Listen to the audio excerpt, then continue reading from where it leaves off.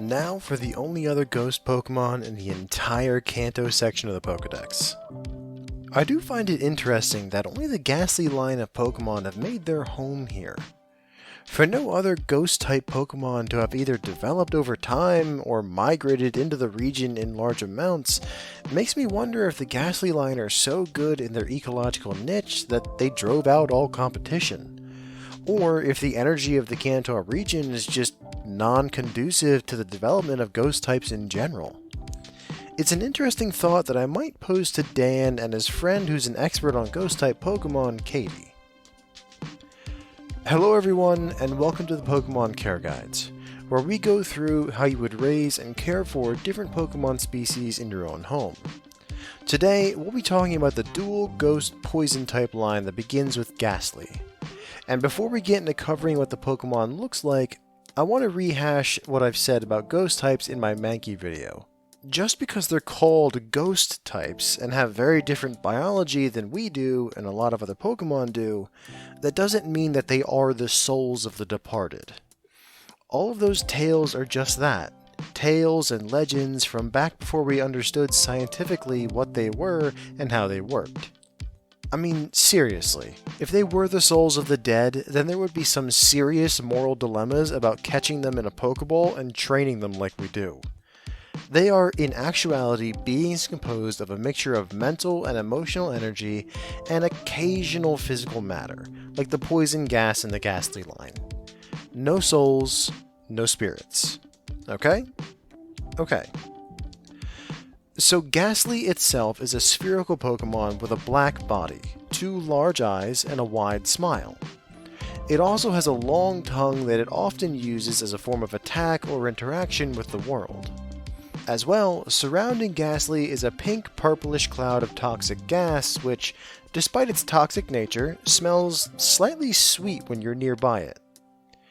Also, Gastly might be the Pokemon with the biggest discrepancy between height and weight that we've covered, and possibly of any Pokemon ever. Due to its insubstantial and gaseous nature, the Pokemon's form is never really locked in, but many of them do tend to stay around the 4 foot 3 inches mark and weigh in at about 0.2 of a pound. After some time, a Gastly will go through an evolution and become a Haunter. A Haunter is... well, the best way to describe it is a floating head with spikes coming off the back, and two disembodied hands that fly around it. The entire body is solid purple, and they have two large eyes and a large jagged mouth that stretches across their entire body. Funny enough, while Haunter's preferred body shape does get bigger, now generally being about 5 foot 3 inches tall, it doesn't actually weigh any different than its pre-evolution. And usually in nature, that's where the evolution line would end. But upon being exposed to a specific electrical shock, such as passing through a trading machine, a Haunter will undergo another evolution, evolving into a Gengar. A Gengar is a bipedal Pokemon with 2 arms and 2 legs, but lacking a well-defined head. Instead, their torso and head seem to blend together. They have spikes going along their back, a small tail, and 2 large red eyes that are accompanied by a wide mouth, usually with a sinister smile. Gengar does tend to get a bit shorter, now usually being 4 feet 11 inches, but weighs a lot more, that being 89.3 pounds on average. Why this is, I'm not really sure. There still isn't a lot we understand about ghost Pokemon anatomy, and they are possibly the most varied and different Pokemon that could share a type. This does provide some interesting challenges when it comes to their care and enclosure, and if all of these undefined details and intrigue sound interesting to you, then keep on listening to find out if these guys are the perfect Pokemon partners for you. Enclosure. Okay, so this is going to be a first for this series, but you won't really be able to contain these guys. Due to their insubstantial bodies, things like walls and doors are pretty much meaningless to them. I mean, there are full and well-documented reports of Gastly simply passing through solid objects, and Gengar being able to sink into and hide in shadows. So, an enclosure isn't going to really be a thing you make for these guys. But, despite their tricksy and mischievous natures, they are very loyal and caring to those that show them the same. You aren't so much going to build a place to contain them, as you're going to count on that very loyal nature to keep them around.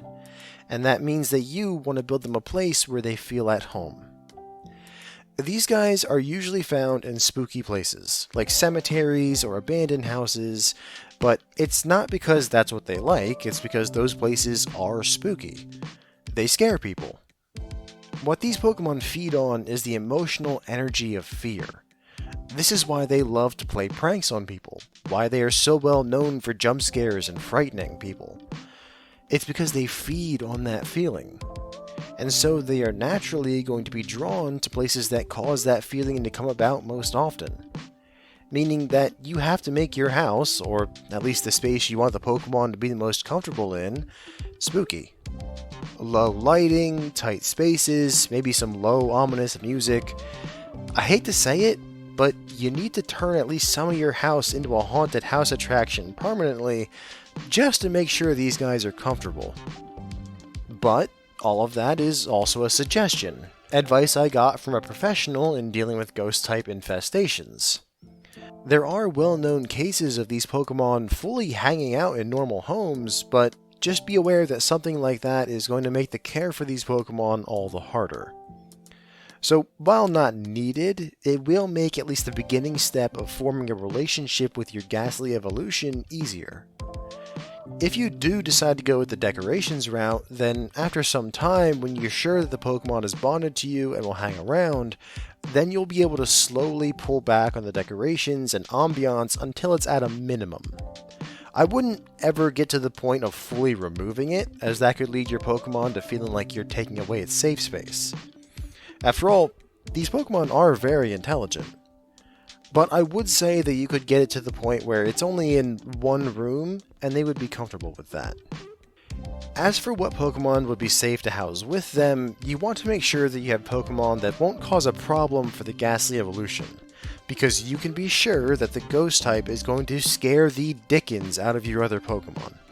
I mean, it's how they feed. So if there aren't any people around, and you've reached the point where they don't really scare you anymore, because you will get to that point, then they're going to go after your other Pokemon.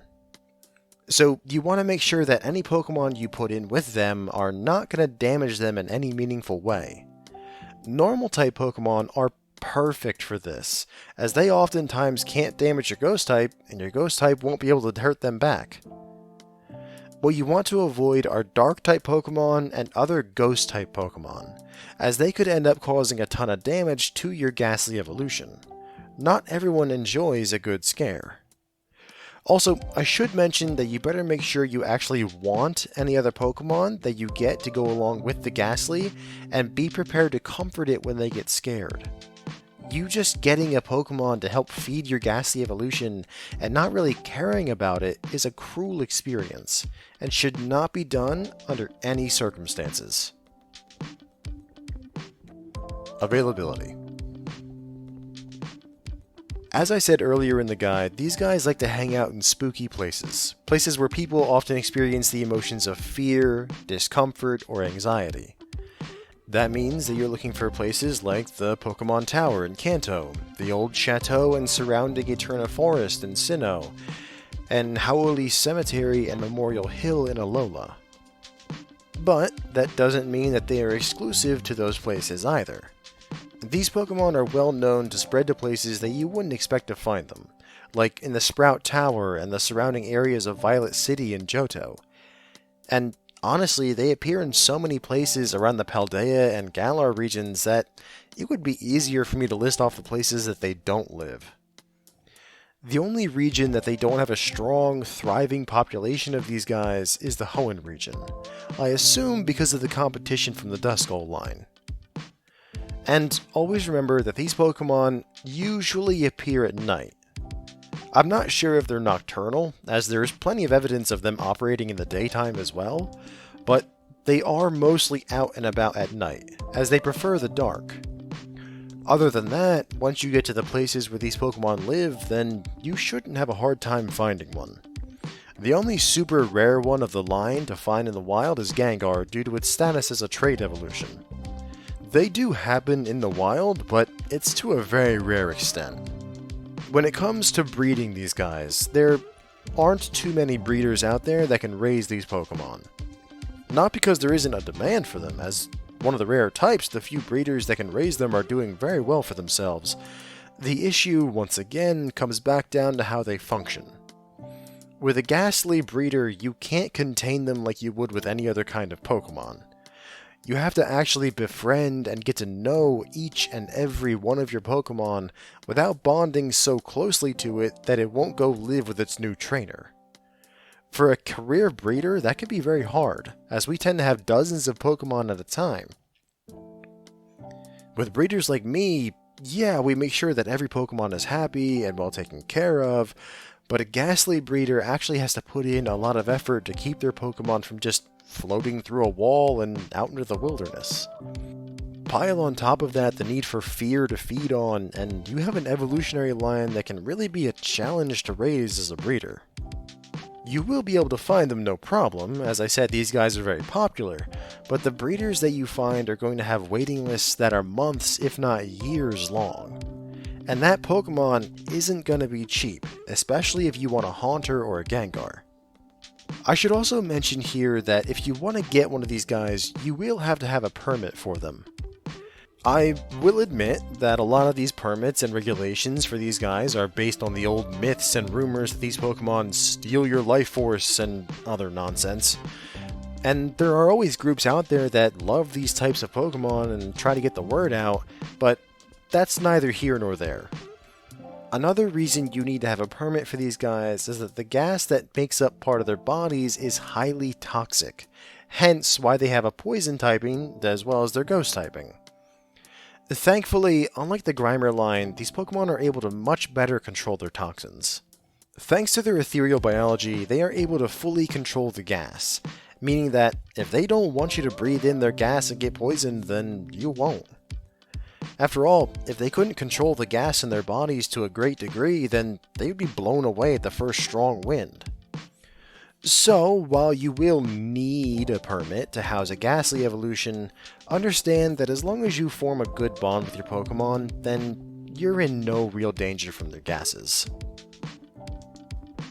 Catchability. Catching these guys can be pretty tricky. Thanks to their insubstantial gaseous nature, throwing a Pokeball at them can oftentimes just lead to it just passing right through the Pokemon. And as you can imagine, that leads to a need for unorthodox catching methods. You could always battle and weaken it, as plenty of trainers try to do with strong or dangerous Pokemon, but a more popular method for these guys is trying to convince the Pokemon to come with you of their own volition. Because of the need for a strong bond between trainer and Pokemon, a lot of people try to befriend the Pokemon before ever trying to catch it. This has the positive side effect of making care for the Pokemon easier, but it also means that you have a Pokemon that wants to be with you and trusts you better. You can also do this by playing with the Pokemon, hanging out with them, and showing them just general kindness. Of course, you are dealing with wild Pokemon here, so always be prepared for things to go wrong, whether that be being attacked or the Pokemon just leaving. Always bring a Dark type or other strong Ghost type Pokemon with you to help fight off any aggressive Gastly evolutions. Another method you could use is through ambush, as this will catch the Pokemon off guard. This does have the benefit of being easier, quicker, and possibly safer depending on how stealthy you can be, but if you aren't stealthy enough, then the Pokemon is most certainly going to either flee or attack on sight. As well, you won't get the bonus head start on forming a bond with the Pokemon that you would have if you had gone the other way. As for what Pokeballs you could use, a Dusk Ball is always a good idea given their proclivity to hang out in caves, forests, and other dark places at night. Aside from that, I would recommend a regular Pokeball for Gastly, either a regular or Great Ball for Haunters, and if you happen across one in the wild, then an Ultra Ball for the Gengars. care. Alright, so let's start with the fact that you need to have a very special and specific mindset and personality to be able to have, raise, and live with these Pokemon. For one, you have to be fully comfortable living in a semi-spooky environment. If you aren't okay with your home looking like it's decorated for Halloween all year round, then these guys are already not the Pokemon for you. As well, you have to be very easygoing and even-tempered. These guys will not only scare you to feed on your fear, they'll also just pull pranks on you. Moving furniture around on you, hiding things, switching your dresser drawers around. They are very, very mischievous, and if you can't handle that, if you get angry with them and scold them for doing it, then they won't be happy and will leave. You have to be willing to interact with and deal with these guys without getting upset or irritated, and be able to laugh alongside them when they do these sorts of things. And lastly, you have to be comfortable with feeding on fear. I know that's something that plenty of people get weirded out by. They just don't have the mental fortitude to scare people and Pokemon just to feed their own Pokemon. If any of these things are deal breakers for you, then I unfortunately suggest that you look elsewhere for your Pokemon partner. Now that that's out of the way, let's talk more about the feeding thing. As I've said many times in this guide already, these Pokemon feed on fear. More specifically, they feed on the very specific psychic emanation that comes off a Pokemon or human's brain when they experience the feeling of fear. Think of it as your brain is always giving off psychic waves, and every emotion changes the way those waves come out and the way that they're flavored. Gastly and its evolutions only feed on the specific waves that come out with fear. This is going to lead to a very specific kind of lifestyle for you. When you first get your Gastly evolution, it's going to spend a lot of time trying to scare you. Jump scares, suddenly moving furniture, drastically lowering the temperature for no discernible reason when talking about Gengar. It's going to try to make you afraid, and you're going to have to let it. This is how you're going to feed your Pokemon. You have to let it scare you so that it can feed on your psychic emanations. It sounds pretty easy, and for the most part it is, but over time, you're going to get used to it. Your Pokemon will eventually stop being scary to you. It's like how a scary movie or a scary video game gets you the first time you see it or play it, and maybe even the second or third time, but unless it's something that you have a phobia about, like me with the ocean, then you're going to eventually stop being scared of whatever it is. The same will eventually happen with you and your Gastly evolution. At that point, you'll have to bring in alternative fear sources for your Pokemon. Things like other Pokemon in your house that your ghost Pokemon can frighten and feed off of, or bringing in new people that aren't as used to being scared randomly throughout the day, or even taking your Pokemon to a place where people want to be scared. Places like haunted houses, some escape rooms, maybe even some movie theaters that are playing horror movies. Get creative with it. Just remember that if you do decide to take your Pokemon to public places like a haunted house or a movie theater, always talk to the owner first. Plenty of them understand the need and might even welcome the extra effort to scare people, but they also might not like it that your Pokemon is spooking people in their attraction, so it's always best to check. As for the frequency and how much, well, there isn't really a way for us to quantify how much of the energy that Gastly, Haunter, or Gengar have absorbed and taken in, but I can say that it appears they need to scare people at least twice a day on average. That can go up or down based on how scared the person is, however. Someone who is truly petrified in fear will feed them a lot more than someone who's just startled for a few seconds. Another major thing important to the care of these Pokemon is the bond that you build with them. Like I said in the Enclosure section, you can't really contain these guys in the normal way. Instead, you have to make them want to stay with you, and that means forming a very strong bond with them. Despite how they feed and their mischievous nature, they can form a very deep and caring relationship with their trainers, and through that is the only realistic way for you to keep these Pokemon around. So there are a few things that you can do that will help them feel closer to you, and I've already covered most of them. Things like making your home a bit more to their liking with lower lighting and spooky atmosphere, being very good-natured about their pranks and scare attempts, and generally just having fun with them. And I really don't have much more besides that. Really, this section was just to emphasize and remind you how important this bond will be and how it can be easy for you to form, but also very easy to break. A mistake here and there won't do too much harm to the relationship. But if you consistently yell at it for scaring you or try to force it to live in a well-lit, non-spooky home, then it's very likely that your Pokemon will abandon you. But treat them well, and you might just have a loyal Pokemon for a long time. Cost. The Enclosure is actually going to be in the low category.